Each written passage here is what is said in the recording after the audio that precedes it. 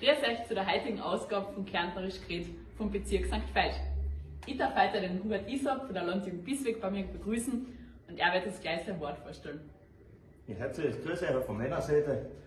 Das Wort Schnärkert ist ein alter Begriff, wird bei uns auch heute noch verwendet. Das ist im Prinzip das Überbleibsel vom Heu, was getrocknet in Tenne liegt und daraus die Blüten und den Samen nennen wir Schnärkert.